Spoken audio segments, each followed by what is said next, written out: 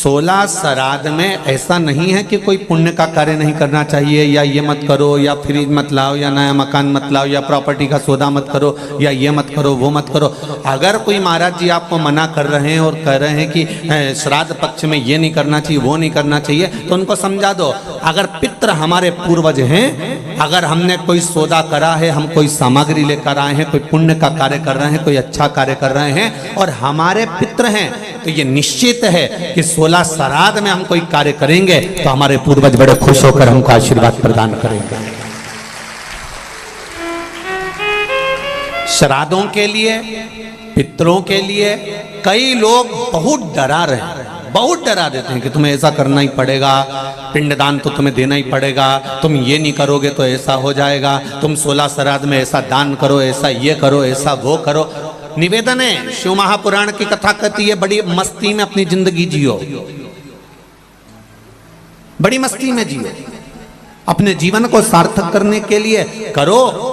आप तर्पण करना है तर्पण करो, पिंड करना है पिंड करो, गया जी करना है गया जी करो, ब्रह्म कपाली करना है ब्रह्म कपाली करो, तुम्हारा मन पड़े जो करो। पर सबसे बड़ा आनंद यही है कि कैसे भी हम अपने, चाहे पितृ हो चाहे देवता हो, हम उनका गुणगान, उनका स्मरण हृदय चित्त से करें।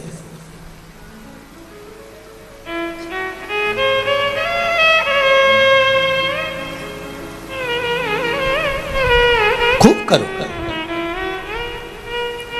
मृत्युलोक, और मृत्युलोक के ठीक ऊपर है पितृलोक,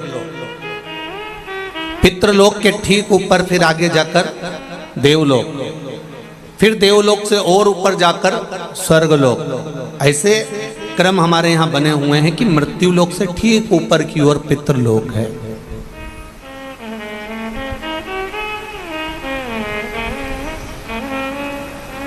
स्वयं अंतरिषि ने राजा निमि को पितरों की महत्वता समझाई थी।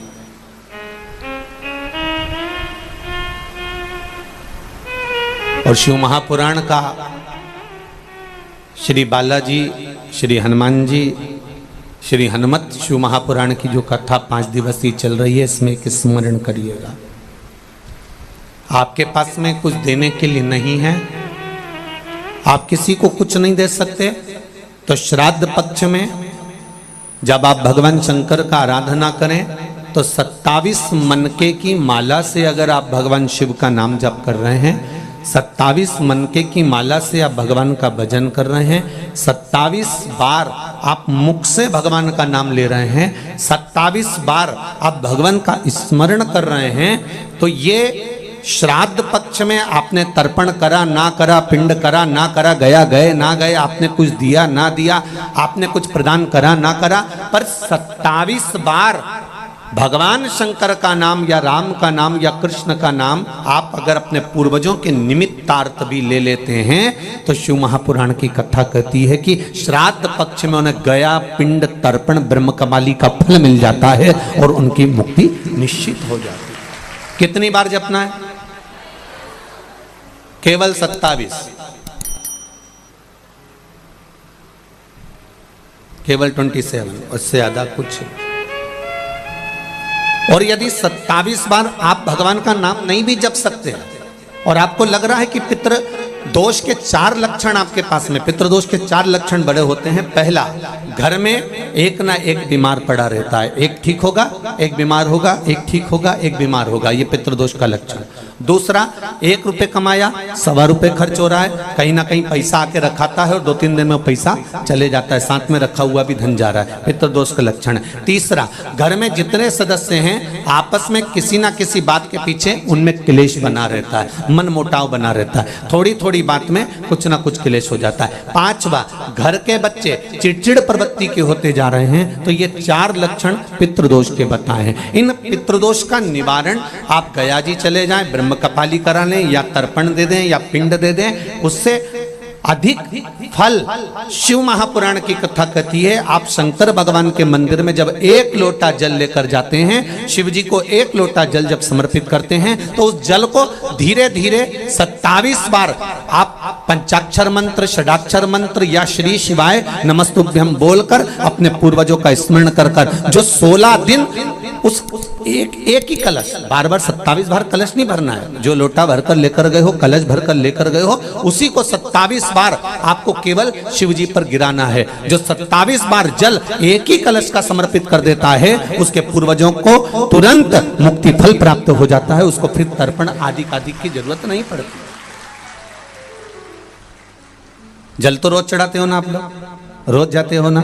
सारी समस्या का हल एक लोटा जल। आप अगर शिव जी के मंदिर रोज जा रहे हो, शंकर जी के मंदिर रोज जा रहे हो, प्रतिदिन जल चढ़ाने जा रहे हो, तो थोड़ा सा नियम चेंज करेंगे अपन। 16 दिन अगर हम शंकर भगवान को जल चढ़ा रहे हैं, आप कहेंगे गुरुजी अभी तो हमारे 2-3 दिन निकल गए। कोई बात नहीं, जब जागे तब सवेरा। कोई जरूरी है कि वो पीछे के 2-3 दिन निकल गए तो हम कैसे नहीं। आप कल से प्रारंभ कर दो कि शिव जी के मंदिर में जब जल चढ़ाने जाओ तो जल को 27 बार धीरे धीरे कर कर चढ़ाना प्रारंभ करिए।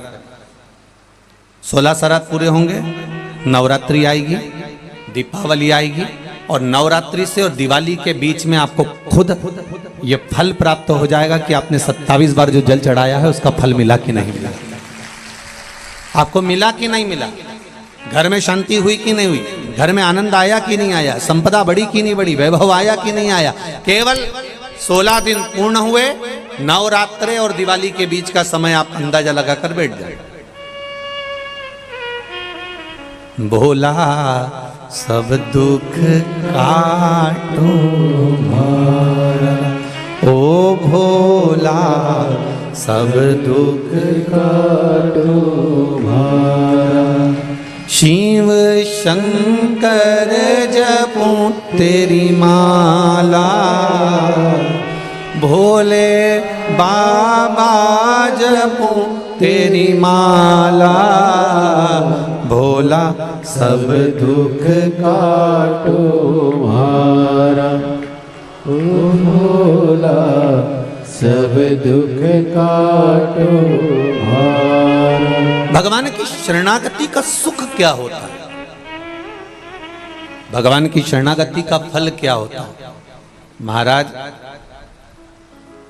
एक पक्षी सागर के तट पर, समुद्र के तट पर थोड़ी देर का सत्संग करता है, भजन करता है, कीर्तन करता है किसी संत की शरणागति में बैठकर, तो वो सागर पार जो माता सीता लंका में बैठी है उनको देख लेता है। शिव महापुराण की कथा कहती है, जो दिल से एक क्षण की भी शिव महापुराण की कथा सुन लेता है, शिव कथा कहती है वो महादेव का कृपा पात्र हो ही जाता है, चाहे कैसे भी श्रवण करे।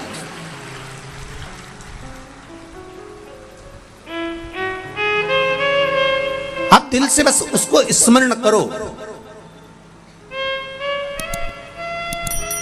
27 बार नाम ले लो या 27 बार जल समर्पित कर लो, या 27 मनके की माला से स्मरण कर लो।